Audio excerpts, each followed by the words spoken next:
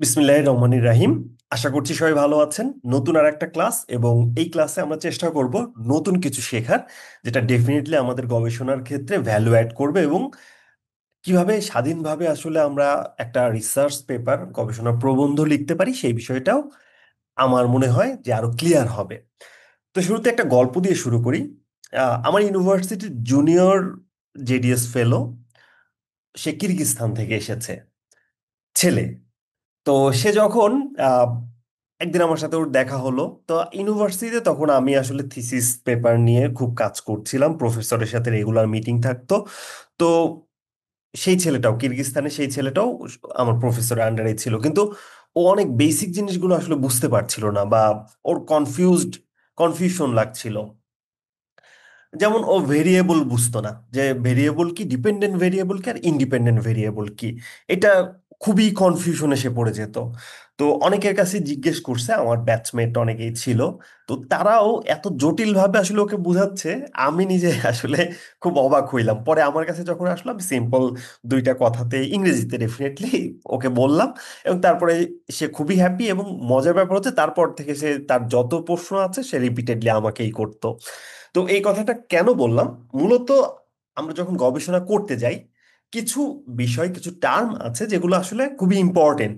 যারা এই জিনিসগুলো জানেন তাদের কাছে মনে হবে হ্যাঁ এগুলো খুব ইজি, বাট যাদের কাছে নতুন, আশা করি তাদের ব্যাপক ভ্যালু অ্যাড করবে। ইনফ্যাক্ট যারা জানেন তাদের ক্ষেত্রেও এটা ভ্যালু অ্যাড করবে, কারণ জানাটা আসলে সবসময় হয় কি যে জানার শেষ নাই, এটা আসলে ডেইলি ইমপ্রুভ হতে থাকে। এটা আমার ক্ষেত্রেও, আমি রেগুলার সেলফ ডেভেলপমেন্টে বিশ্বাসী। তো এই ভেরিয়েবল নিয়ে আসলে একটু কনফিউশন থাকে। তো অনেকেই আমাকে হোয়াটসঅ্যাপে টেক্সট করেছেন বা ফেসবুকে টেক্সট করেছেন যে আমি কাজ শুরু করব, ডেটা কালেকশন করছি, ডেটাটাকে কিভাবে আসলে আমি অ্যারেঞ্জ করব, কিভাবে আমি ডেটাটাকে ফাইনালি একটা ম্যাথোডোলজিতে রূপ দিব। ওকে, তো আজকে ক্লাসটা আমার এই বিষয়টা নিয়ে কিছুটা আমি কথা বলবো। তো শুরুতেই আমরা তো ডেটা কালেক্ট করি, গবেষণার বেশ কিছু কাজ করি, তার মধ্যে একটা কাজ হচ্ছে ডেটা কালেকশন। তো ডেটা কালেকশনের সময় আমরা যে ডেটাগুলো কালেক্ট করি, তার মধ্যে আসলে ভেরিয়েবল থাকে। বিভিন্ন ধরনের ভেরিয়েবলস গুলো আমরা কালেক্ট করি, হতে পারে সেটা ডিপেন্ডেন্ট ভেরিয়েবল, ইন্ডিপেন্ডেন্ট ভেরিয়েবলস। তো এই ডিপেন্ডেন্ট এবং ইন্ডিপেন্ডেন্ট ভেরিয়েবলস গুলো বোঝা খুব ইম্পর্টেন্ট। আমরা এটা বোঝার চেষ্টা করব। তার আগে আমরা আরেকটা জিনিস জানা খুব প্রয়োজন, সেটা হচ্ছে যে আমি গবেষণা রিসার্চ প্রপোজাল পর্যন্ত লাস্ট ক্লাসে আপনাদেরকে দেখিয়েছিলাম যে একটা রিসার্চ প্রপোজাল কিভাবে রেডি করতে হয়। তো রিসার্চ প্রপোজাল, হোপফুলি যে আপনারা হচ্ছে সবাই কিছুটা হলেও জানেন যে রিসার্চ প্রপোজাল কি, কিভাবে রেডি করতে হয়, এই ব্যাপারটা। এর পরে কি থাকে, এর পরের ব্যাপারটাই থাকে, সেটা হচ্ছে যে গবেষণাটা শুরু করা। আমরা যখন রিসার্চ প্রপোজাল আমাদের হাতে রেডি থাকে, তারপরের প্রধান কাজ হচ্ছে আমরা গবেষণাটা শুরু করে দিতে পারি চাইলেই। তো তাহলে চলেন আমরা একটু বোঝার চেষ্টা করি কিভাবে গবেষণাটা আমরা শুরু করব। গেল। আচ্ছা, হ্যাঁ। ওকে, আমরা পেয়েছি চ্যাপ্টারটা। চ্যাপ্টারটার নাম হচ্ছে গবেষণার ধাপসমূহ, শুরু থেকে শেষ পর্যন্ত। আমরা একটা গবেষণা করতে চাচ্ছি, আমরা প্রত্যেকে আসলে একটা গবেষণা করতে চাই, অ্যাটলিস্ট একটা পেপার পাবলিশ করতে চাই। তো এই একটা পেপার পাবলিশ করার জন্য আমাদের কিছু স্টেপ আছে। তো শুরুতে আমরা রিসার্চ প্রপোজাল যখন রেডি করে ফেলেছি, তখন আমরা গবেষণার স্টেপে চলে যাব, একটা একটা করে আমরা প্রত্যেকটা ধাপ শেষ করব। তো প্রথম যে ধাপটা আসে গবেষণা শুরু করার ক্ষেত্রে, সেটা হচ্ছে,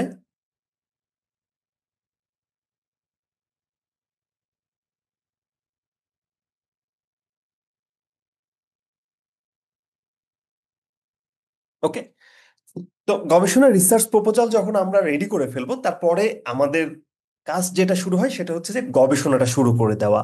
তো এই গবেষণা শুরু করার কিছু স্টেপ বাই স্টেপ ওয়ে আছে। এখন আপনি মাঝখান থেকেও শুরু করতে পারেন, কিন্তু মাঝখান থেকে শুরু করলে যেটা হবে, আপনাকে আবার একই কাজ দুইবার করতে হবে, একই কাজ ডাবল বার করতে হবে। সো একটা স্টেপ বা একটি স্ট্র্যাটেজি আমরা ফলো করব। আমরা যেমন ম্যাথ করি, কিছু স্ট্র্যাটেজি, কিছু ট্যাকটিক্স আছে, ঠিক তেমনই আমাদের রিসার্চ পেপার রেডি করার ক্ষেত্রে কিছু ট্যাকটিক্স, যেটা আমরা বলছি সেটা আছে। So let us start this session. তো শুরুতেই আমরা যে কাজটা করি, যেটা রিসার্চ প্রপোজালের সাথে বেশ কিছুটা মিলবে, সেটা হচ্ছে প্রবলেম আইডেন্টিফিকেশন। আমাদের এই একটা পার্ট আমাদের ইন্ট্রোডাকশনে থাকেই, প্রবলেম আইডেন্টিফিকেশনের পার্টটা। সো এটা আমাদের প্রথম একটা প্যারা, বা আমাদের একটা সেন্টেন্সে প্রবলেম আইডেন্টিফিকেশনটা লিখে নিতে হবে। 2 নম্বর যে ব্যাপারটা সেটা তো হচ্ছে প্রবলেম স্টেটমেন্ট। এখন আমি যেটা আইডেন্টিফাই করব সেটা আরো কনক্রিট ওয়েতে আমি একটা স্টেটমেন্ট আকারে সেটা লিখে নিব। এটা রিসার্চ প্রপোজালে এই বিষয়গুলো আলোচনা করা হয়েছে, সো এগুলো নিয়ে আমি আর দ্বিতীয়বার আলোচনা করছি না, এগুলো আমার ক্লাস প্রিভিয়াস লেকচারগুলোতেই পাবেন। এরপরে রিসার্চ কোশ্চেন। আপনারা সবাই জানেন যে রিসার্চ কোশ্চেন কি, যারা প্রিভিয়াস ক্লাস করেছেন। সো আমি রিসার্চ কোশ্চেনগুলো ডিফাইন করে নিব। এরপরের যেটা সেটা হচ্ছে রিসার্চ অবজেক্টিভ আমি সেট করে নিব। তারপরে এবং 5 নাম্বার যেটা সেটা হচ্ছে হাইপোথিসিসটা আমি ডিফাইন করে নেব, যে আমি কি কি হাইপোথিকেট করছি, আমি কি কি অ্যাজিউম করছি। এই 5টা ব্যাপার খুব কমন, আমি লাস্ট ক্লাসগুলোতেও করিয়েছি। এরপরে আসি লিটারেচার রিভিউ। এই পার্টটা নিয়ে অনেকেই প্যারায় থাকেন যে কিভাবে লিটারেচার রিভিউ করতে হয়। তো আমরা আজকে লিটারেচার রিভিউটাও একটু দেখবো। তার আগে আমি আপনাকে স্টেপ বাই স্টেপ দেখাই যে আমরা কোন কোন জিনিসগুলো বের করে নিব। ওকে, লিটারেচার রিভিউ আপনার সমস্যা হয়, এটা আমি একটু পরে দেখাচ্ছি ইন ডিটেলসে। এরপরে পার্টটা আমার লিটারেচার রিভিউটা আমি যখন লিখে ফেলবো, তারপরে আমি একটা কনসেপচুয়াল অথবা থিওরিটিক্যাল ফ্রেমওয়ার্ক দাঁড় করাবো। এটাও ইনফ্যাক্ট আমি প্রিভিয়াস ক্লাসে বলেছি, তারপরেও আমি একটু বলার চেষ্টা করি। সেটা হচ্ছে আমার গবেষণাতে আমি যেটা চেষ্টা করেছিলাম, আমার গবেষণাতে আমি ডেটা কালেকশন করেছিলাম প্রাইমারি ডেটা, অর্থাৎ সরাসরি মানুষের কাছে গিয়ে তাদের কাছ থেকে ডেটা কালেক্ট করেছিলাম। তো আমি যখন মানুষের কাছে গিয়ে ডেটা কালেক্ট করছি, আমি যখন বিভিন্ন ধরনের বিভিন্ন শ্রেণীর মানুষের কাছে যাচ্ছি, আমি ব্যাংকারদের কাছ থেকে ডেটা কালেক্ট করেছিলাম। তো যেহেতু আমি বিভিন্ন ধরনের ব্যাংকারদের কাছে যাচ্ছি, কেউ টপ লেভেলের, কেউ মিডিল, কেউ হচ্ছে এন্ট্রি লেভেলের জব করছে। সো তাদের এক এক ধরনের সাইকোলজি কিন্তু এক এক রকম। তো আমি যখন গবেষণা করছি আমি আরো কনক্রিট করে দিয়েছি আমার ফাইন্ডিংস গুলোকে, আমার রেজাল্ট গুলোকে, যে যারা এন্ট্রি লেভেলে ব্যাংকার তাদের আসলে তারা কিভাবে ভাবছে, তাদের অনুমানের উপর ভিত্তি করে রেজাল্টটা কেমন আসছে আমার এই রিসার্চের। যারা মিড লেভেলের, যারা হচ্ছে এমপ্লয়ি ব্যাংকার্স, তাদের ক্ষেত্রে তারা কিভাবে চিন্তা করছে এবং ওই অনুযায়ী রেজাল্টটা কেমন আসছে, এবং যারা এক্সিকিউটিভ লেভেলে আছে, টপ লেভেলে আছে, এমডি, ডিএমডি, সিইও, তারা আসলে কিভাবে ভাবছে এবং তাদের চিন্তা অনুযায়ী আসলে আমার রিসার্চের রেজাল্টটা কেমন আসছে। তার মানে আপনি যদি কনসেপচুয়াল এবং থিওরিটিক্যাল ফ্রেমওয়ার্ক যদি আপনি টুকটাক মোটামুটি অ্যাপ্লাই করতে জানেন, আহ, তাহলে যেটা হয় সেটা, যে আপনি যদি অ্যাপ্লাই করতে জানেন, তাহলে আপনার গবেষণাটা আরো চমৎকার হয় এবং এটা আসলে স্পেসিফিক হয়, স্পেশালাইজড হয় অন্যদের থেকে। আপনি নিজেকে অনায়াসেই ডিফারেন্সিয়েট করতে পারবেন। দেখা যাচ্ছে অন্যরা নর্মাল একটা ট্র্যাডিশনাল একটা রিসার্চ পেপার করলো, বাট আপনি এটাকে একটু আপনারটা ইউনিক করলেন, অন্যদের থেকে আলাদা করলেন। ঠিক আছে, এটা তো অনেক থিওরিটিক্যাল ফ্রেমওয়ার্ক আছে, সেগুলো নিয়ে আমরা বিস্তারিত পরে কথা বলবো। বাট আমরা এটা জানলাম যে আমাদের 7 নম্বর স্টেজে আমি কিছু থিওরিটিক্যাল ফ্রেমওয়ার্ক সেট করতে পারি। এর মধ্যে আমি যেটা কগনিটিভ থিওরি, মানুষ কিভাবে চিন্তা করে, এটাকে এনেছিলাম। আরো কিছু কমন থিওরি আছে, ইনফ্যাক্ট আমার এই বইতেই পাবেন, যেই থিওরিগুলো আমরা বেশিরভাগ প্রাইমারি ডেটা যখন কালেক্ট করতে যাই, তখন এই থিওরিগুলো কম বেশি আমরা ইউজ করি প্রাইমারি ডেটা কালেকশনের জন্য।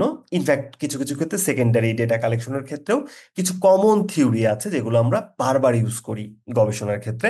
আপনি যখন Q1, Q2, Q3 লেভেলের জার্নালগুলো দেখবেন, তখন আপনি আসলে বুঝতে পারবেন যে কোন ধরনের আসলে কনসেপচুয়াল এবং থিওরিটিক্যাল ফ্রেমওয়ার্ক গুলো আমরা ইউজ করি। এখানে Q1, Q2, Q3 নিয়ে আমার একটা মজার, যখন এটা বলছি একটা মজার কথা মনে পড়লো। আমি আহ, এটা নিয়ে একটা পোস্ট করেছিলাম যে আমার জার্নাল Q2-তে পাবলিশ হয়েছে। এটা পোস্ট করার পরে ফেসবুকে ইন্টারেস্টিংলি একটা টিচার আছে ফেসবুকে, বেশ ভালো লেখালেখি করে। উনি ইন্টারেস্টিংলি তার পরের দিনই একটা পোস্ট করলো যে Q1 জার্নালে যারা যাদের রিসার্চ পেপার পাবলিশ করে তারা অনেক ভালো, হচ্ছে তাদের পেপার অনেক ভালো। Q2-তে যারা পাবলিশ করে তাদের পেপারটা মোটামুটি ভালো, এবং Q3-তে যারা করে তাদের পেপারটা আরো কম ভালো। মানে এই টাইপের একটা হিউমিলিয়েট করে বা নেগলেক্ট করে একটা পোস্ট করলো একজন টিচার। তো আমি আসলে খুব অবাক হলাম, হ্যাঁ। আমি অবাক হলাম কেন, যে উনি আমাকে হিংসা করছে, আমাকে ঈর্ষা করছে। আমার খুবই সারপ্রাইজিং লাগলো, হোয়াট এভার ইট ইজ, আমার এটা মনে হলো। ফেসবুক উনি খুব ভালো পোস্ট করে, আমি নাম বলছি না। তো আমার পোস্ট দেওয়ার পরেই তো আমি ভাবলাম একটা ব্যাপার, যে আমার তো এটা কেবল শুরু, আমার তো ফুল লাইফ পড়ে আছে। হ্যাঁ, তো যাই হোক, তো আমাকে আসলে ঈর্ষা করে মানুষ, আপনাকে তখনই ঈর্ষা করবে যখন আপনার মধ্যে এমন কিছু পাবে যেটা আসলে অন্যদের মধ্যে পাচ্ছে না। সো আপনি কম্পিটিটিভ যখন হবেন অন্যদের থেকে। তো what ever it is, Q1 Q2 Q3 নিয়ে মনে পড়লো যে আমি যখন Q2 এর কথা বললাম, যে আমার একটা পেপার Q2 এ পাবলিশ হয়েছে, উনি সাথে সাথে Q1 Q2 Q3 পার্থক্য নিয়ে বেশ লম্বা একটা পোস্ট দিল এবং বুঝাতে চেষ্টা করলো যে Q2 is not good enough, what ever it is. এখন আসেন, এটা কথা প্রসঙ্গে আমি একটু বলেই ফেললাম, আসলে আমার একটু সারপ্রাইজিং, আমি আসলে শিক্ষিত মানুষরাও অনেক সময় আহ ঈর্ষান্বিত হয় অনেক ক্ষেত্রেই। ওকে, তো এটা গেল। তো কনসেপচুয়াল এবং থিওরিটিক্যাল ফ্রেমওয়ার্কটা মোটামুটি এই ধাঁচের। এর পরের যে ব্যাপারটা 8 নম্বরে, রিসার্চ ডিজাইন এবং ম্যাথোডোলজি, এটা আমি বলি সবচেয়ে টাফ। আহ, যারা ইউরোপ এবং ব্রিটিশ বা ইউরোপিয়ান কান্ট্রিজ গুলোতে ওরা খুব বেশি ফোকাস করে লিটারেচার রিভিউ, কারণ লিটারেচার রিভিউটা আপনার জ্ঞানটাকে আসলে বাড়ায়। আপনি আপনার অনেক কিছু জানতে পারেন লিটারেচার রিভিউ যত বেশি পড়বেন, হিস্ট্রিক্যাল ডেটা, আগের রিসার্চ গুলো। সো ওরা লিটারেচার রিভিউকে অনেক বেশি ফোকাস করে। On the other side, if you consider on USA or something like some other countries like Australia, in that sense, that case, you will find out that those country basically focus on methodology section. It is because uh, it is really tough to calculate. It is really tough to identify new technique, new tricks, new methodology, new strategy. That's why they uh, give priority on methodology section. Whatever it is, we must focus on both part, not only methodology but also literature review. Both are equally important and significantly have significant influence on our research paper. Okay, next part is sampling and data collection. Sampling is basically, আচ্ছা আমি বাংলায় বলি, স্যাম্পলিংটা হচ্ছে মূলত আমি যে ডেটাটা collect করব সেই ডেটাটা কোন সোর্স থেকে কালেক্ট করব। এখন এই ডেটা কালেকশনটা হতে পারে প্রাইমারি সোর্স। প্রাইমারি সোর্সটা কি, সরাসরি আমি কৃষকের উপরে ডেটা কালেক্ট করতে চাচ্ছি, ওকে, কৃষকদের কাছে গেলাম। আমি ব্যাংকারদের কাছ থেকে ডেটা কালেক্ট করতে চাচ্ছি, ব্যাংকারদের কাছ থেকে গেলাম। আমি যারা পেশেন্ট, আহ, যারা হচ্ছে কোভিড-19 এফেক্টেড, তাদের কাছ থেকে ডেটা কালেক্ট করতে চাইছি, তাদের কাছে গেলাম।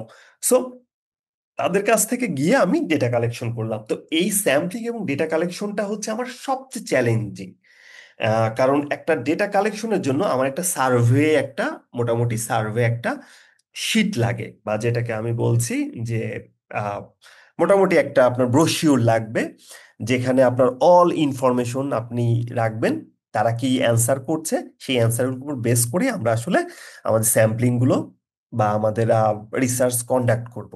তো এই স্যাম্পলিং এবং ডেটা কালেকশনটা বেশ টাফ যদি আপনি প্রাইমারি সোর্স থেকে সরাসরি মানুষের কাছ থেকে নিতে চান, বা আপনি যেই সরাসরি নিজে গিয়ে, অর্থাৎ সরাসরি আপনি ডেটাটা নিজে গিয়ে কালেক্ট করতে চান। আর সেকেন্ডারি সোর্স হচ্ছে আপনি সেকেন্ডারি কোনো মাধ্যম হতে পারে, যে কোনো ওয়েবসাইট থেকে, আহ, যে কোনো প্রতিষ্ঠানের থেকে, বা প্রিভিয়াস কোনো বই থেকে, বা আমাদের অ্যানুয়াল ইয়ারলি কিন্তু ওই যে পরিসংখ্যান ব্যুরো একটা রিপোর্ট করে, হ্যাঁ, ওগুলো হচ্ছে সেকেন্ডারি ডেটা। তো সেকেন্ডারি ডেটা থেকে আপনি নিতে পারেন, ফ্যান্টাস্টিক। সো এই দুইভাবে আমরা ডেটা কালেক্ট করি, ইদার এটা প্রাইমারি ডেটা অথবা সেকেন্ডারি ডেটা। তো প্রাইমারি ডেটা হোক আর সেকেন্ডারি ডেটা হোক, বোথ আর ইকুয়ালি সিগনিফিক্যান্ট, এবং এই দুইটাতেই গবেষকরা বেশ ভালো ফাইন্ডিংস পায়। So it's okay.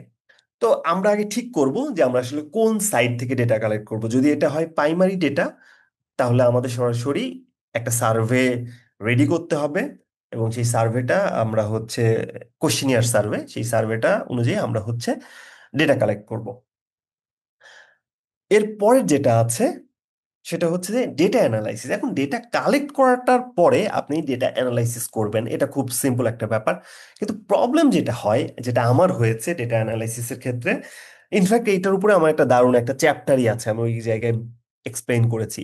Data analysis করাটা আবার টাফ। আপনি ডেটা কালেকশন করে ওটাকে ডেটা ক্লিনিং করা, তারপরে ডেটা ক্লিনিং এর পরে ডেটা সর্টিং করা, সর্টিং করে কোন ডেটাগুলো আপনি রাখবেন কোনগুলো আপনি রাখবেন না, এই জিনিসগুলোর জন্য একটা অভিজ্ঞতার প্রয়োজন হয়, বা একটু এক্সপার্টাইজ হতে হয়। এটা অনেকটা লার্নিং বাই ডুইং এর মতো। সো ডেফিনেটলি আপনাকে ডেটা অ্যানালাইসিস করাটা শিখতে হবে। এর জন্য একটু সিনিয়রের কাছ থেকে হয়তোবা এক দুইবার তালিম নিলে পরবর্তীতে আপনি নিজেই এটা ইফিসিয়েন্টলি হ্যান্ডেল করতে পারবেন। Not a very big deal, but definitely it is first for first time it is tough to understand. এরপর একটা ডিসকাশন এন্ড কনক্লুশন। দেখেন, ডিসকাশনের ক্ষেত্রে আমি যেটা বলবো এটা খুব সিম্পল একটা ব্যাপার। আপনি ডেটা যদি অ্যানালাইসিস করে ফেলেন তাহলে সেটাকে আপনি ডিসকাস করতে পারবেন। আর ডিসকাশন করাটা আসলে একদিক দিয়ে ইজি। কেন ইজি?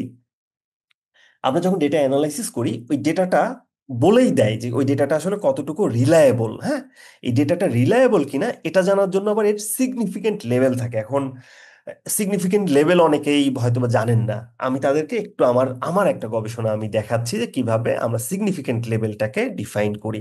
হয়তোবা আপনার কাজে লাগবে। আমার আমার ক্লাসগুলো হচ্ছে বেসড অন একটা রিয়েল লাইফ এক্সাম্পল। আমি আপনাদের যে পড়া বা যে কাজগুলো যেগুলো শেয়ার করছি একটা রিয়েল লাইফ আমার, উম, আমি যেটা ফেস করছি, আমার যেটা অভিজ্ঞতা। এটা না।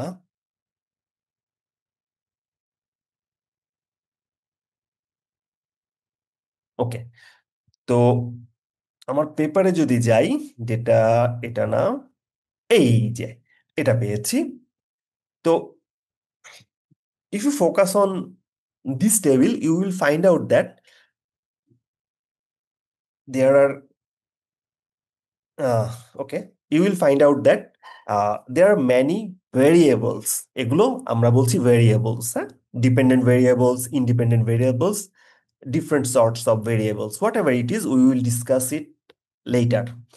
So if you think about the result section, you will find out that 2 star, 2 star, 3 star, 1 star, and some other. So in this case, we mentioned below that 3 star is significant at the 1% level, 2 star significant at 5% level, and 1 star at significant at the 10% level. So এই assure করছি এই star দিয়ে যে এটা এত percent সঠিক, যে এই ডেটাটা হচ্ছে, ডেটার অ্যান্সারটা এমন হতে পারে। তার মানে কি, আপনি যখন এটা ডিসকাস করছেন, আপনি যখন এই রেজাল্টটা ডিসকাস করছেন, আপনি কিন্তু মোটামুটি ডিসকাশনটা ইজি হয়ে যায় আপনি যদি অ্যানালাইসিসটা ঠিকঠাক করতে পারেন। ঠিক আছে? তো এটা দেখে মনে হচ্ছে ইট সিমস লাইক দ্যাট যে ইট is very difficult to create, it is very difficult to manufacture, but trust me, it is very easy, and if you start with it you will find out it very interesting as well as smooth। ঠিক আছে? So hopefully আমরা এই টেবিলগুলো কিভাবে করে, কিভাবে আমরা এই analysis করব সব জানবো স্টেপ বাই স্টেপ আমাদের ক্লাসগুলোতে।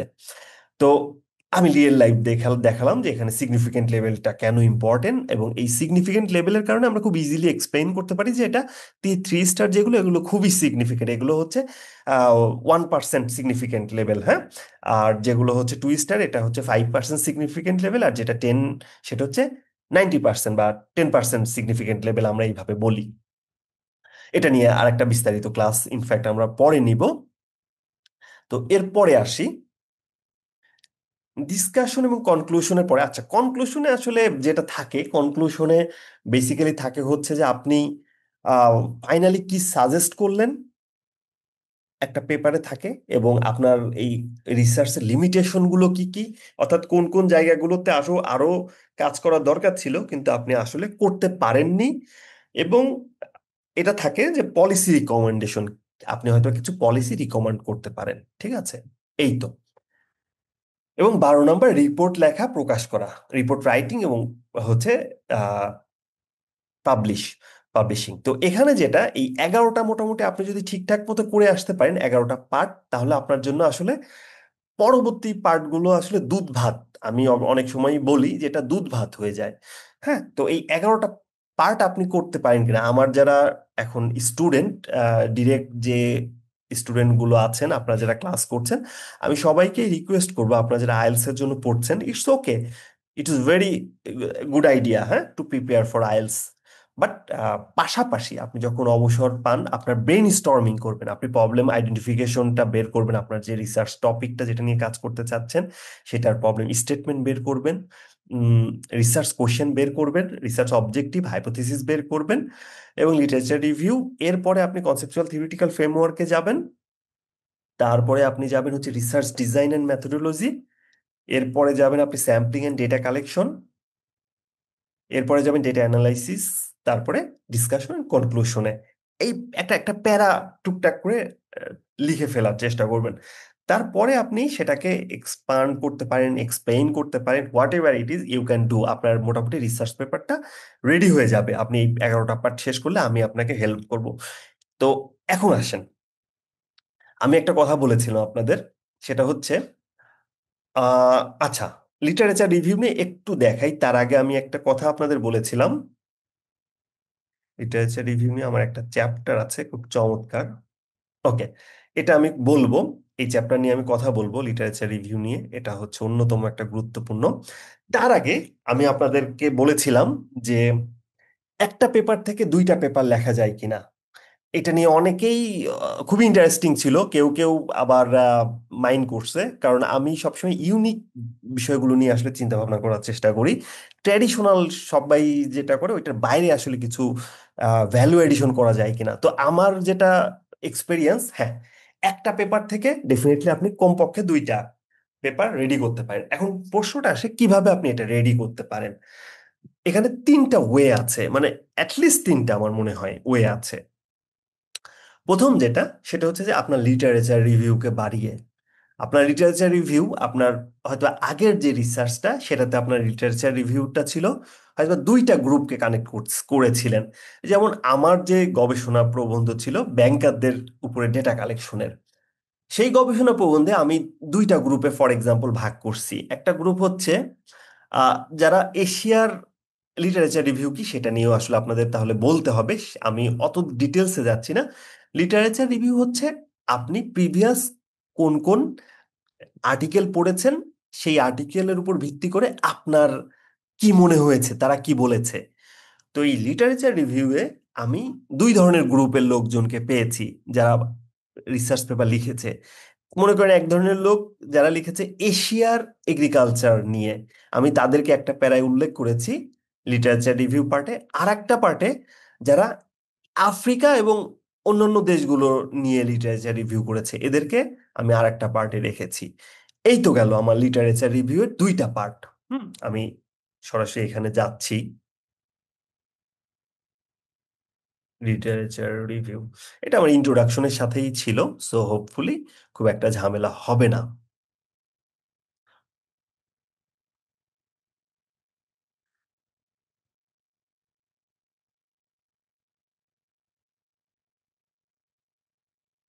এই যে, a growing body of research highlights importance of people concerned about climate change and future orientation in decision making। তো এরকম আমি আর কি একটা পার্টে করছিলাম, মনে করেন এশিয়ার যারা রিসার্চার আছে তারা কিভাবে চিন্তা করছে, আর আরেকটা পার্টে হয়তো রাখছিলাম যে আফ্রিকার যারা বা অন্যান্য দেশের যারা তারা কিভাবে, এরকম দুইটা বডি করেছিলাম লিটারেচার রিভিউ। তো আপনি যদি আরেকটা বডি বাড়ান, তাহলে কি আপনি ভ্যালুয়েট করলেন খুব সম্ভবত 10-15 মিনিট পরে, হ্যাঁ, এটা ইয়ে হবে, 10 মিনিট আমাদের হাতে আছে। তো একটা ভ্যালুয়েট করলেন, আরো একটা গ্রুপ যদি করেন, সেই গ্রুপটা হয়তো আপনি করলেন ইউরোপ বা আমেরিকা, এদেরকে। সো এইভাবে আপনার রিসার্চ পেপারটা কিন্তু একটা পেপার দিয়ে আপনি আরো একটা পাবলিশ করতে পারবেন যদি লিটারেচার রিভিউটা স্ট্রং হয় আপনার। হুম। এবং ডেফিনেটলি তখন আপনার রিসার্চ কোয়েশ্চেন হাইপোথিসিস একটু চেঞ্জ হয়ে যাবে। সো আপনার রিসার্চ পেপারটা আবার ইউনিক হয়ে যাবে, রেজাল্টেও কিছু ভ্যারিয়েশন আসতে পারে। এটা একটা ওয়ে। দুই নম্বর যেটা ওয়ে, সেটা হচ্ছে আপনার ম্যাথোডোলজি। আগে হয়তো বা আপনি লিস্ট, যেটা আমরা বলি হচ্ছে আপনার ওইটাকে হচ্ছে কি বলি, প্যানেল রিগ্রেশন মডেল, বা লিনিয়ার রিগ্রেশন মডেলে হয়তো আপনি করেছেন। এখন হয়তো আপনি লজিট রিগ্রেশনে করলেন, নতুন একটা মডেল নিয়ে আসলেন। হ্যাঁ, বা ফিক্সড ইফেক্ট মডেলে করলেন, নতুন একটা মডেলে করলেন। ঠিক আছে, নতুন একটা মডেলে আপনি অ্যানালাইসিস করলেন, আগেরটা আছে পাশাপাশি নতুন আর একটা। এইভাবেও আমরা পারি। তাহলে দুইটা ওয়ে। আর 3 নাম্বার যেটা ওয়ে, সেটা হচ্ছে যে আপনার মোটামুটি ওই রিসার্চ কোশ্চেন, হাইপোথেসিস এগুলো চেঞ্জ করা। বাট আমার মনে হয় যে ওইদিকে যাওয়ার দরকার নেই। আপনি ইদার লিটারেচার রিভিউ স্ট্রং করে নতুন ভাবে একই পেপার নতুন ভাবে পাবলিশ করতে পারেন। আরেকটা হচ্ছে আপনার ম্যাথোডোলজি চেঞ্জ করে। আরেকটা ওয়ে আছে, সেটা হচ্ছে সাল। অর্থাৎ আপনি হয়তোবা 2024 সাল পর্যন্ত ডেটা নিয়ে যে পেপারটা করেছেন, আপনি হয়তোবা সেটা 2025 সালের ডেটা ইনক্লুড করে একই পেপার আরো চমৎকার ভাবে আরো কিছু ভ্যালু অ্যাড করে করতে পারেন। অর্থাৎ নতুন একটা বছর বাড়িয়ে বা আপডেট করে। ঠিক আছে, এগুলো সবই জাস্টিফাইয়েবল। এখানে হচ্ছে অনেকে বলতে পারেন যে ইজ ইট ভ্যালিড? ডেফিনেটলি এটা ভ্যালিড, কারণ আপনি ভ্যালু অ্যাড করছেন। আপনার আগের রিসার্চ আর এই রিসার্চটা এক না, ভ্যালু অ্যাড হয়েছে। এটা একটা ব্যাপার ছিল আমার বলার। হোপফুলি আপনারা বুঝতে পারছেন কোন তিনটা। একটা আবার বলি, লিটারেচার রিভিউ, 2 নাম্বার ম্যাথোডোলজি, এবং 3 নাম্বার যেটা আপনি আপডেটেড ইয়ারগুলোকে ইনক্লুড করে করতে পারেন। আর অনেকভাবেই হয়তো বা করা যায়। আমার যখন আইডিয়া আসবে তখন আমি শেয়ার করব। এখন আসি লিটারেচার রিভিউ। আমি আমি কি আসলে আর কন্টিনিউ করবো, নাকি কোশ্চেন অ্যান্সার সেশনে চলে যাব? একটু আমাকে টেক্সট করেন। আমরা অনেক কিছু পড়ায় ফেলছি। কোশ্চেন অ্যান্সার সেশনে যাব নাকি কন্টিনিউ করবো পড়ানো? একটু জাস্ট টেক্সট করলে আমি আপনাদের কথা অনুযায়ী। ওকে, কেউ কন্টিনিউ, কেউ question answer. What should I do? Okay, কিছুটা আমি কন্টিনিউ করি, তারপরে বুঝতে পারছি যে আপনাদের আগ্রহ অনেকেরই আছে। তার মানে একেবারেই খারাপ পড়াচ্ছি না। ওকে, থ্যাংক ইউ। তো আরেকটা কথা মনে পড়ে গেল। তো আমি তখন জাপানের হোক্কাইডোতে ছিলাম। হোক্কাইডো আবার জাপানের একেবারে রাশিয়ার পাশে হোক্কাইডো। তো এই হোক্কাইডোতে যখন ছিলাম, কিছুদিন ছিলাম, স্নোফল এনজয় করছিলাম। তখন বোরিং হয়ে গেছি আমি স্নোফল এনজয় করতে করতে। তো তখন আমার কিছু ফ্রেন্ডও সাথে ছিল। আমি ওদের বললাম যে আমি আর এখানে পারতেছি না, আমি আসলে ব্যাক করব। তো বলে ঠিক আছে, তোমার যদি স্নো তোমার কাছে মনে হয় যে বোরিং লাগছে, তুমি ইয়েতে চলে যাও। সেটা হচ্ছে কিয়োটোতে চলে যাও। কিয়োটো ওদের চমৎকার একটা প্লেস, ওখানে আবার স্নোফলটা কম পড়ে। হ্যাঁ, কিয়োটো চমৎকার। ওসাকা, কিয়োটো, নারা। তো আমি ঠিক আছে, আমি তার পরের দিনই যে কাজটা করলাম, যে ফ্লাইট ধরে আমি হোক্কাইডো থেকে, হোক্কাইডো, এখানে হোক্কাইডোর গরুর মাংস সারা ওয়ার্ল্ড ওয়াইড বিখ্যাত। ইনফ্যাক্ট এটার 1 কেজির দাম বোধ হয় লাখ খানেক টাকা, হোক্কাইডোর বিফ বলে। তো হোক্কাইডো থেকে আমি চলে আসলাম ওসাকা, কিয়োটো, নারা। এসে একটু আবার কয়েকদিন ঘুরে টুরে তখন চনমনে একটা ভাব। হ্যাঁ, তো আমি সেই জন্য মাঝে মাঝে একটু লাইন চেঞ্জ করি। ওকে, যেন আমাদের মধ্যে ওই বোরিংনেসটা না থাকে। তো এখন আসি লিটারেচার রিভিউ এর আগে, আমাদের আসলে ভেরিয়েবল আমরা আসলে বুঝি কিনা। খুব সিম্পল, ভেরিয়েবলটা খুবই সিম্পল। এখন ভেরিয়েবলটা আসলে কি? ভেরিয়েবলটা হচ্ছে আমি জাস্ট বইয়ের ভাষায় না, আমি আমার গবেষণার যে করি সেই ভিত্তিতে বলবো। আমরা যেই বিষয়গুলো জানতে চাই, যেই উত্তরগুলো পেতে চাই, যার ভিত্তিতে। এখন মনে করেন আমি জানতে চাই যে আমার ধান গাছের ধান বেশি হবে বা ধান গাছ বড় হবে কতটুকু সার দিলে। ঠিক আছে, এখন এখানে ধান গাছ বড় হওয়াটা নির্ভর করছে সার দেওয়ার উপরে। এই যে নির্ভর করছে যার উপরে, ওই নির্ভরশীল জিনিসটা হচ্ছে ইন্ডিপেন্ডেন্ট, ও হচ্ছে স্বাধীন। মনে করেন আমি আমি আমার বাবার উপরে নির্ভর করছি। আমার বাবা আমাকে টাকা দিলে আমি চলতে পারি। তাহলে কি আমার বাবা হচ্ছে স্বাধীন আর আমি পরাধীন, কারণ আমি নির্ভর করছি। তো এই যে প্ল্যান্ট হাই, হ্যাঁ, এর যে এর যে আপনার আহ, এর যে উচ্চতা, এটা নির্ভর করবে হচ্ছে এই ফার্টিলাইজারের অ্যামাউন্টের উপরে। তো এই ফার্টিলাইজার অ্যামাউন্ট হচ্ছে ইন্ডিপেন্ডেন্ট ভেরিয়েবল। আপনি যত ফার্টিলাইজার দেবেন, হয়তোবা প্ল্যান্ট তত, এর হাইটটা তত বাড়বে।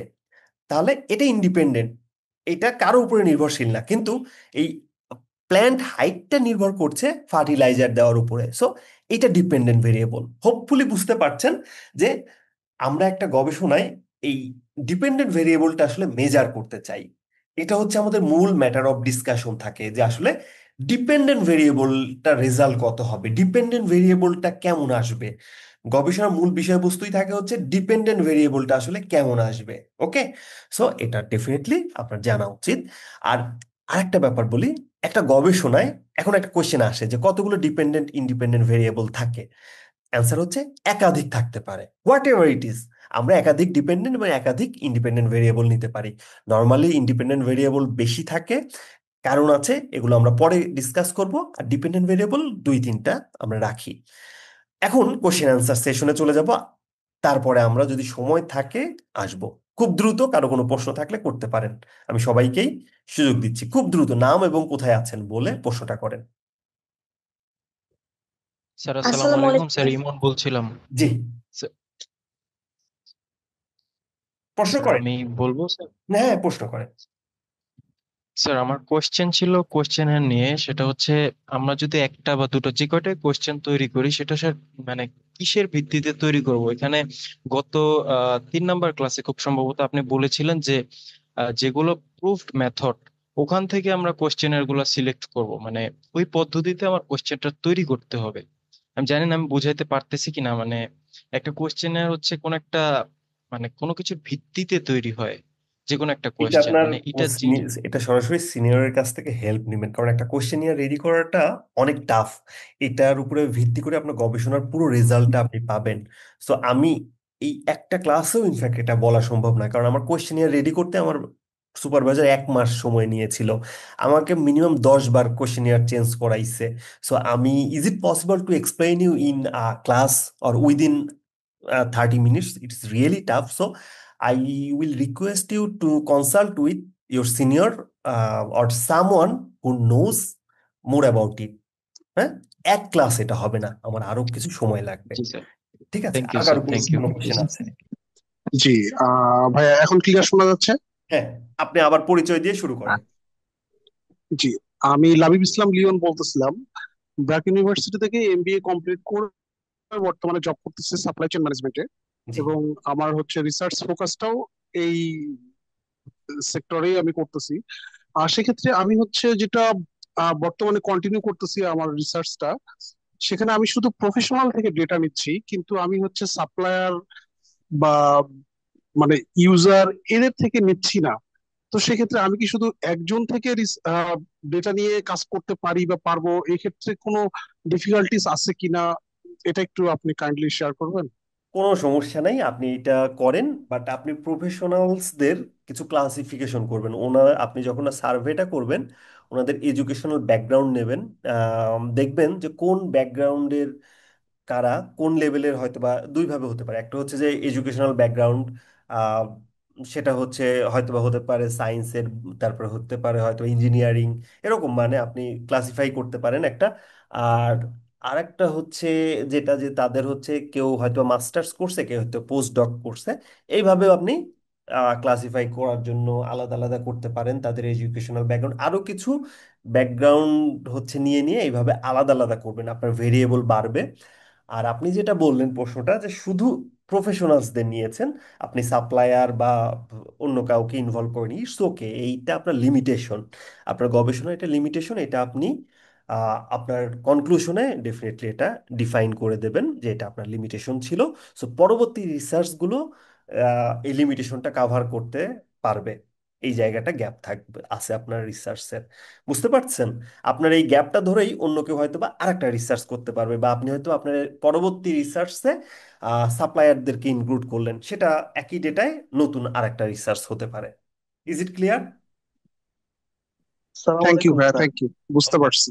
হ্যাঁ, ওকে। স্যার আমি সাবের হোসেন বলতেছি, তখন কোশ্চেনটা শেষ করতে পারি না আর কি স্যার। হ্যাঁ, আপনি একটু লাউডলি এবং ক্লিয়ারলি আর জি স্যার, একটু আমার একটু দ্রুত হচ্ছে বলেন। আমার কোশ্চেনটা হচ্ছে স্যার, আমি যে বিষয়ের উপর কাজ করছিলাম ওইটা এখন আর্টিকেল হিসেবে ফোকাস করব আর কি। হুম কিন্তু হুম। স্যার এখন কিভাবে করবো সেটা বুঝতে পারতেছি না, কিন্তু এটা রিপোর্ট হিসেবে আমি সাবমিট করছি, একাডেমিতে পাবলিশ করছি আর কি। আপনি একটা রিপোর্ট হিসাবে যেটা পাবলিশ করতে পারছেন, রিপোর্ট কেন, আপনি থিসিস হিসাবে পাবলিশ করছেন নাকি? জি, এটা হচ্ছে আমার এই একটা কোর্সের সাইট ছিল আর কি, এই কারণে স্যার। আপনি 5টা রিসার্চ আর্টিকেল নিয়ে বসেন, হোপফুলি আপনি 100% না পারলেও 80% পারবেন, বাকি 20% ওই খেলাতেই হয়ে যাবে। আপনি 5টা রিসার্চ পেপার নিয়ে আগে জি পড়েন, ঠিক আছে? জি স্যার, একটা কোশ্চেন হচ্ছে স্যার, আমি এখন যেটা নিয়ে কাজ করতেছি সেটা হচ্ছে financial crisis impact in student life, study on public universities in Bangladesh. Sir এটা নিয়ে কাজ করতেছি আর কি। এখন স্যার এটার এটা হচ্ছে এইটা, কিভাবে আমি আচ্ছা মানে, আমি একটা জিনিস শুধু আপনাকে জানতে চাই, এই রিসার্চ নিয়ে কাজ করে আপনি আসলে কি ইনোভেশন দেখাতে চাচ্ছেন সোসাইটিতে? স্যার আমার হচ্ছে সবচেয়ে এটার অবজেক্টিভটা যেটাকে আমি ডিফাইন করি সেটা হচ্ছে স্যার, মানে এই স্টুডেন্ট লাইফে স্টুডেন্টদের মধ্যে যে যে সমস্যাগুলো হচ্ছে এগুলো আমি তুলে ধরতে চাচ্ছি আর কি। তুলে ধরা তো রিসার্চের কাজ না। সমস্যা তুলে ধরা কি আর আপনার রিসার্চের কাজ? রিসার্চের কাজ হচ্ছে যে গবেষণা করা। এটা তো রিপোর্ট, আপনি যেটা বলছেন এটা মনে রিপোর্ট, কারণ পত্রিকাতে যে রিপোর্ট গুলো হয় ওগুলোর কাজ হচ্ছে তুলে ধরা। আপনি কেন তুলে ধরবেন? বুঝতে পারছেন কি লজিকটা? লজিকটা তুলে ধরে না, আপনার কাজটা হবে যে এটা হতে পারে আপনি হবে। ইনোভেটিভ কিছু আপনি বের করে আনবেন, যে এটার একটা সলিউশন বা এটা আসলে ইকোনমিক, জি স্যার। এটার কোনো ইম্প্যাক্ট আপনার আনতে হবে। হ্যাঁ, মানে আপনি আরো ভাবেন আপনার টপিকটা নিয়ে, আমার মনে হচ্ছে আর একটু ওইটাকে মডিফাই করতে পারেন। আপনি একটু কথা বলেন, ওই জায়গাতে একটু কাজ করেন, ঠিক আছে? এটা আমার মনে হচ্ছে। জি স্যার। থ্যাংক ইউ আপনাকে। আর কেউ? আসসালামু আলাইকুম স্যার। হুম হুম, ওয়ালাইকুম আসসালাম ভাই। আমি আরিফুল ইসলাম রনি, হবিগঞ্জ থেকে বলতেছি। জি। স্যার আমি হচ্ছে অনার্স ফাইনাল ইয়ারের একজন স্টুডেন্ট, আমার ডিপার্টমেন্ট হচ্ছে হিস্ট্রি। তো আমি আপনার ক্লাসগুলোতে শুরু থেকে অ্যাটেন্ড করতে পারি নাই বিকজ আমার এক্সাম এখনো রানিং। হুম হুম হুম। তো এই দিক থেকে আমার আইএলটিএস কমপ্লিট আছে 6 পয়েন্ট ওভারঅল। আমার ইন্টারেস্ট আছে আপনার হচ্ছে রিসার্চ প্রোগ্রাম নিয়ে কাজ করা, বাট স্টিল আমি খুবই বিগিনার। আমি এবিসিডি লেভেলে আছি, সো আমি কিভাবে স্টার্টিংটা করতে পারি? আর আপনার মাধ্যমে যেহেতু আমি দেখলাম খুবই ইফেক্টিভ ক্লাসগুলো হচ্ছে, আমি যদিও সবগুলা ক্লাসে পার্টিসিপেট করতে পারি নাই আমার এক্সামের জন্য। এখন এই মুহূর্তে আমার করণীয় কি আমি যদি নেক্সট সেমিস্টারটা ধরতে চাই সেপ্টেম্বরে? আপনি গবেষণা এত তাড়াতাড়ি করে পাবলিশ করতে পারবেন না, তাই না? জি না, হুম। মানে আমি এবিসিডি লেভেলে আছি, বাট আমি একজন বড় ভাইয়ের সাথে যুক্ত হয়েছিলাম ঢাকা ইউনিভার্সিটি। উনি ওনার সাথে আমি জয়েন্ট রিসার্চে যুক্ত হয়েছিলাম, বাট উনিও কন্টিনিউ করে নাই লাস্ট মুহূর্ত পর্যন্ত আপনি কারোর ফর দ্য কাছে রিজন অফ আপনি ইয়ে করতে পারেন, এককারে টাকা পয়সা দিয়ে, মনে করেন যে মানে আপনার কাছে তো টাকাটা ব্যাপার না, এখন আপনার কাছে পেপার পাবলিকেশনটা ইম্পর্টেন্ট। আপনি 20 30 যাই হোক হোয়াট এভার, যে কোনো বড় ভাইয়ের সাথে একটা লেগে ধরে আপনি এই কাজটা করেন, যে আপনাকে সময় দিতে পারবে এমন কাউকে খুঁজে আপনি এটা করেন। কারণ আমাদের বাংলাদেশিদের যেটা প্রবলেম সেটা হচ্ছে আমরা ফ্রিতে এত বেশি ঝুঁকি, ফলে আমাদের ফ্রি টেস্ট নিতে গিয়ে আমরা অনেক সময়টা নষ্ট করে ফেলি। মানে অপরচুনিটি কস্ট একটা ব্যাপার আছে। আপনি যখন ফ্রি কোনো কিছু নিতে যাবেন তখন আপনার সময়টা অনেক বেশি আপনাকে স্যাক্রিফাইস করতে হবে। আবার আপনি যখন পেইড কোনো কিছু পাবেন সেই ক্ষেত্রে আপনার সময়টাকে আপনি অবশ্যই স্যাক্রিফাইস করছেন না, আপনি খুব কুইক টাইমে আউটপুট ভালো পাচ্ছেন। আমার মেসেজটা আপনি ক্লিয়ার? বুঝতে জি পারছেন? স্যার, ওইটা পেড ছিল স্যার, হুম। বাট উনি মানে কমিউনিকেশনের ক্ষেত্রে এর অনেকটা আমার বাইরে কাছে মনে আমার হচ্ছে কাছে উনি আর কমে সাজেশন নাই। গেছেন। আমি তো শর্টকাট তো এটা তো টাফ। হ্যাঁ, এটা আপনার শর্টকাট টাফ। আপনি যে কোনো একজনের সময়কে নেন, আপনি হয়তোবা তার সময় বলেন যে আপনি পে করবেন খুব ভালো হাইলি, এইভাবে করে আপনি হয়তোবা খুব দ্রুত একটা কিছু পাবলিশ করে। স্যার আপনার স্যার আপনার যে কোর্সটা বা যেটা আপনি হুম, ফ্রিতে প্রোভাইড হুম। করতেছেন, এটা আমাদের জন্য কতটুকু ইফেক্টিভ হবে? এটা তো ডেফিনেটলি এটা একটু ইফেক্টিভ, বলবেন? কিন্তু এটা আপনাকে আমি তো এটা তো ব্যাপারটা হচ্ছে যে এর জন্য তো আপনার ক্রিয়েটিভ হইতে হবে। কিন্তু আপনি তো স্টিল নাও বলছেন আপনি ক্রিয়েটিভ না, এবিসিডি লেভেল। ক্রিয়েটিভ বলতে আমি বলছি এবিসিডি লেভেলে। সো আপনার তো সময় লাগবে, একটা গাছ জন্ম নিয়ে বড় হতেও তো সময় লাগে। তো আমার এই ক্লাসগুলো করার পরে ব্রেইন স্টর্মিং করতে হবে, নিজের মেধাটাকে অ্যাপ্লাই করতে হবে। কিন্তু আপনি যদি কিছুই না জেনে, তো পারবেন না। সবকিছু একটা প্রসেস আছে, একটা গবেষণা করতে তো একটা মানুষের সারা জীবন লাগে। কিছু কিছু গবেষণা এমন আছে যে সেটা হোয়াট এভার ইট ইজ, আমরা এটা বাদ দিই, বাট নর্মালি তো একটা সময় প্রয়োজন হয়, তাই না? আপনি আইএলটিএস দিচ্ছেন, আপনি তো ভালো জানেন যে আইএলটিএস এর 6.5 পেতে গেলে নর্মালি কতদিন লাগে। গবেষণা অ্যাটলিস্ট আপনার 2 3 মাস তো লাগে। ওকে, আর কারো কোনো প্রশ্ন আছে কিনা? আসসালামু আলাইকুম ভাইয়া। জি। হ্যালো, হ্যাঁ, শুনতে শুনতে পাচ্ছেন? পাচ্ছি। হ্যাঁ, ভালো আছি। জি, আমি জাহিদ হাসান তুষার, পড়াশোনা শেষ করেছি বেগম রোকেয়া ইউনিভার্সিটি থেকে BBA MBA in management studies. আমার হচ্ছে বিবিএ তেও থিসিস করেছি, এমবিএ তেও থিসিস করেছি। এখন আমি আর্টিকেল নিয়ে কাজ করছি, প্রায় শেষের দিকে। কিন্তু কথা হচ্ছে যে এগুলো মানে পাবলিশের পূর্বে রিভিউ যে করাবো, মানে এইটা আমার ডিপার্টমেন্টের টিচার বাদে আমি অন্য কার কাছ থেকে রিভিউ করে নিতে পারি যে এখানে আমার কোন মিস্টেক আছে কিনা বা কি টাইপের। উম, আপনি যারা পে আপনার রিসার্চ পেপার পাবলিশ করছে, আপনি এমন কারোর সাথে কথা বলে পেইড রিভিউ করাই নিতে পারেন। মানে আপনার যদি ইমার্জেন্সি আচ্ছা। প্রয়োজন হয়, ইনফ্যাক্ট আপনি চাইলে পরে অন্য যে কোনো ইউনিভার্সিটি, আশেপাশে ইউনিভার্সিটি যে কোনো জায়গাতে প্রফেসরদের ধরে, যদি না সম্ভব হয় যে অনেক পেপার পাবলিশ করছে এমন বড় ভাইদের ধরে আপনি পেইড ওয়েতে করতে পারেন। দেখেন, ইনফ্যাক্ট আমি আপনাকে একটা অনেস্ট কথা বলি, আমার সময়, আমার শ্রম, আমি আপনার একটা পেপারে আমি দিব, মানে এটা আমার মোটিভেশনটা কি, মনে করেন আপনার ক্ষেত্রে আমি বলি, হ্যাঁ। আপনি কি আমি একটা পেপার লিখছি, মনে করেন আপনি জানেন, আমি আপনাকে দিলাম ভাই একটু রিভিউ করে দেন, আপনি কি আসলে দেবেন? দেবেন না। কেন দেবেন না না না, জানেন? দিব না, দিব না। কারণ কারণ হচ্ছে কি, না আপনি হয়তোবা দিতেন, মহৎ মানুষ আপনি, হয়তোবা দিতেন, কিন্তু দিবেন না কেন? কারণ আপনার তো আপনার ফ্যামিলি দেখতে হচ্ছে, আপনার বাচ্চা আছে, আপনার অফিস আছে, আপনার পড়ালেখা আছে, আপনি সময়ই পাবেন না। বুঝতে পারছেন কি? ওইটা হয় না। সো এটা আসলে খুব টাফ। বুঝতে পার, আর একটা রিসার্চ পেপার রিভিউ করাটা আসলে খুব ইজি ব্যাপার না। কারণ আপনার পুরো জিনিসগুলো পড়তে হয়, বুঝতে হয়। So you should give someone, ঠিক আছে? এরকম কোন একটা ব্যাপার আমার মনে হয় বড় ভাইদের সাথে কথা বলতে পারেন এইভাবে আর কি, বা ইউনিভার্সিটির প্রফেসর ভাইয়া, থ্যাংক ইউ। বলতে পারেন। এই, ওকে, আমি লাস্ট কোশ্চেনটা নিচ্ছি। আর না, আজকে আমি খুব টায়ার্ড, তারপরে আমি ক্লাসটা নিচ্ছি। কারোর শেষ প্রশ্ন থাকলে করতে পারেন। ভাইয়া আসসালামু আলাইকুম। জি, ওয়ালাইকুম আসসালাম। ভাইয়া আমি শফিকুজ্জামান বলছিলাম। জি। আমি বেসিক্যালি এই মুহূর্তে ইউএসএ তে আছি জি। অ্যাজ এফ টু ভিসাতে আর কি। আমার ওয়াইফ মাস্টার্স করছে পাবলিক হেলথে, আমি ডিপেন্ডেন্ট হিসাবে ছিলাম। আচ্ছা। সো আমার বাংলাদেশে প্রায় 9 বছরের কর্পোরেট সেলসে জব করার অভিজ্ঞতা আছে। হুম হুম হুম সরি। সো আমি এখানে চাচ্ছিলাম একটা মাস্টার্সে ভর্তি হবো উইথ ফান্ডিং আর কি, এটা আমার এখন প্ল্যান।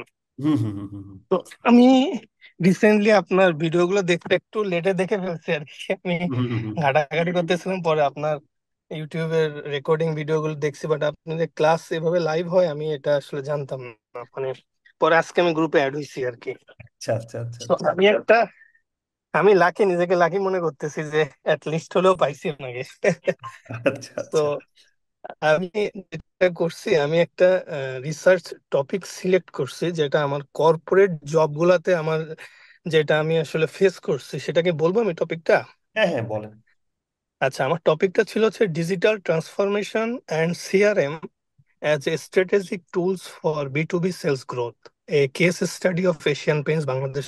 আমি 5 বছর কাজ করছিলাম এই corporate sale, B to B sales এ আর কি। আচ্ছা তো আচ্ছা। এই টপিকটা কি ভাই ঠিক আছে কিনা? আপনার কথাটা আমি আসলে একটু অস্পষ্ট পাচ্ছি। আচ্ছা, আমি বড় বলতেছি, সেটা হচ্ছে digital transformation hmm. And CRM as strategic tools for B to B sales growth, a case study for Asian Paints Bangladesh limited.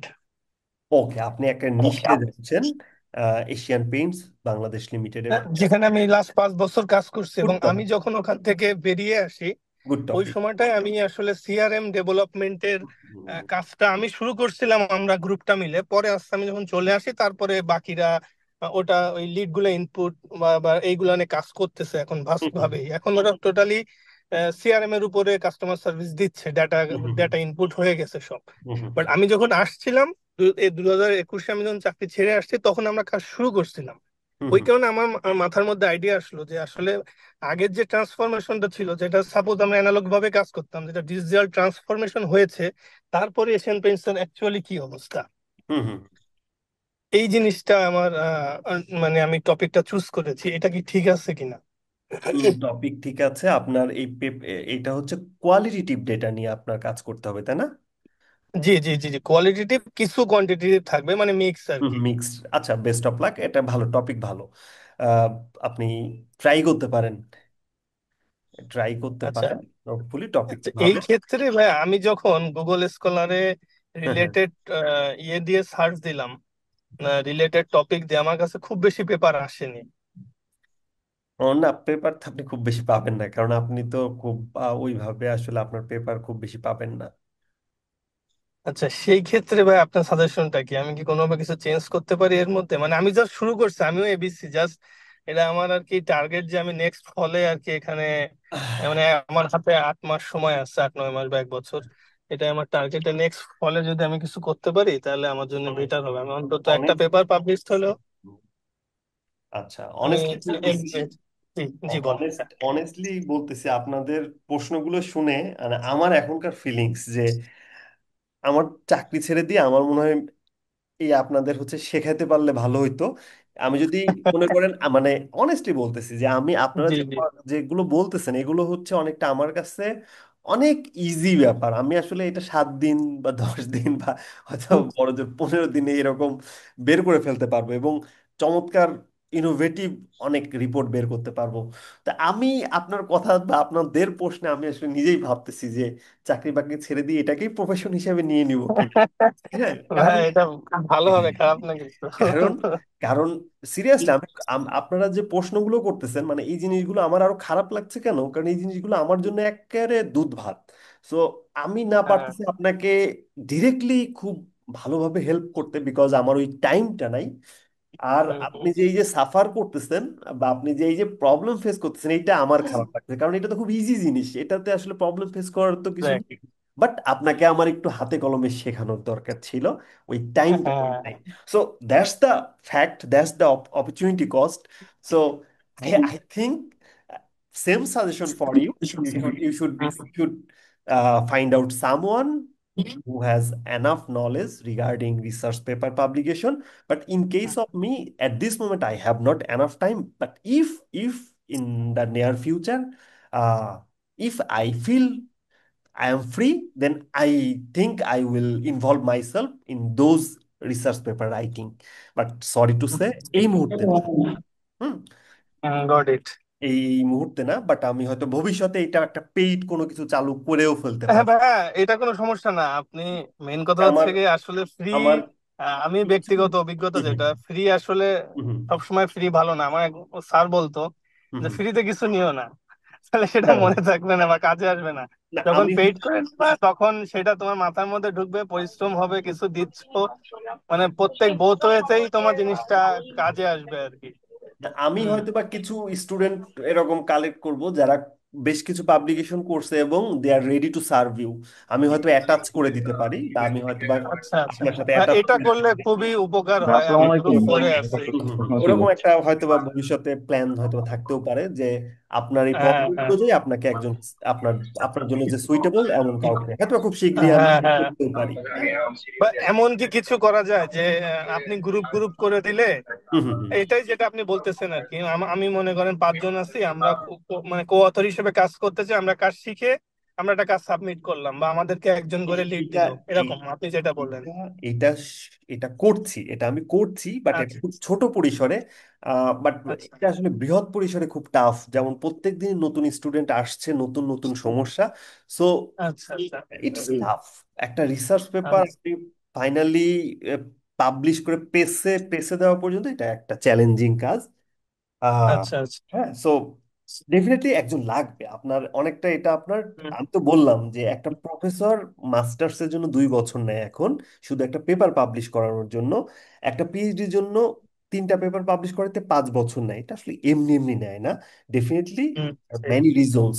However at হ্যাঁ দ্য হ্যাঁ মোমেন্ট আমি যেটা মনে করি, অ্যাটলিস্ট আপনার যে এক্সপার্টাইজ একটা হ্যান্ড থাকে পাশে, আহ, হ্যাঁ। সেই at that sense it will work. So hopefully hmm, আমি চেষ্টা করবো, হ্যাঁ, এরকম কাউকে অ্যাটাচ জি করার। জি, আমি আমার প্ল্যান, অবশ্যই এটা আমার হয়তো। অবশ্যই ভাই, আমি গ্রুপে ফলো করব, হুম, হুম, হুম। সমস্যা নেই। ইনশাল্লাহ ইনশাল্লাহ, থ্যাংক ইউ। ওকে ওকে, ভাই, সবাইকে ধন্যবাদ। আহ, আমি আসলে খুবই টায়ার্ড, তারপরে আমি ক্লাসটা নিয়েছি শুধু কন্টিনিউটি রাখার জন্য। হ্যাঁ, সবাই ভালো থাকবেন, আল্লাহ হাফেজ, দোয়া রাখবেন। ভাই আমরা কিন্তু আজকে গ্রুপের লিঙ্কটা আমি একটু আগে পাইছি আর কি। আমার ফেসবুকটা ফলো করলে, ইনফ্যাক্ট আমি ফেসবুকে প্রচুর হচ্ছে লেখালেখি করি, আপনি বোরিং হয়ে যাবেন, সো আমার ফেসবুকটা ফলো করে না না, রাখবেন। আপনি যেগুলা দেন, হ্যাঁ আমি এগুলা আপনার গতকালকে যে পোস্টটা দিছেন ওখান থেকে আমি রাতের বেলা বসছিলাম, বসে এটা রিসার্চে কোন কোন serial by serial step to step থাকে ওইগুলো আমি দেখে আমার এই পেপারটার জন্য আমি ওগুলা লিস্ট ডাউন করে রাখছি। আমি ভেরি ফলো করি আপনাকে গত এক সপ্তাহ ধরে আর কি, তার আগে না। ওকে। আমি আসলে বুঝতেছিলাম। হোপফুলি আমি আসলে কিছুটা সোসাইটিতে কন্ট্রিবিউট করতে পারতেছি, এটাই আসলে স্যাটিসফ্যাকশন। হ্যাঁ ভাইয়া, হ্যাঁ আপনি আসলে বুঝতেছেন না, আমরা যারা বাইরে থেকে আসি বা দেশের মধ্যে যারা আছে এরা ব্যাপারটা বুঝতেছে। আপনি হয়তো বা জানতেছেন না অনেক কিছু, কিন্তু আমরা যারা উপকৃত হচ্ছি সবসময় আপনাকে ইনফর্মও করতে পারতেছি না, হয়তো কমিউনিকেশন হচ্ছে না, বাট আল্লাহ আপনার আসলে ভালো আমি করুক ইনশাল্লাহ। আমি ক্লাসটা রাখবো কন্টিনিউ, এই কমিউনিকেশনটা অ্যাটলিস্ট আমি কমিউনিকেশনটা রাখতে পছন্দ করি।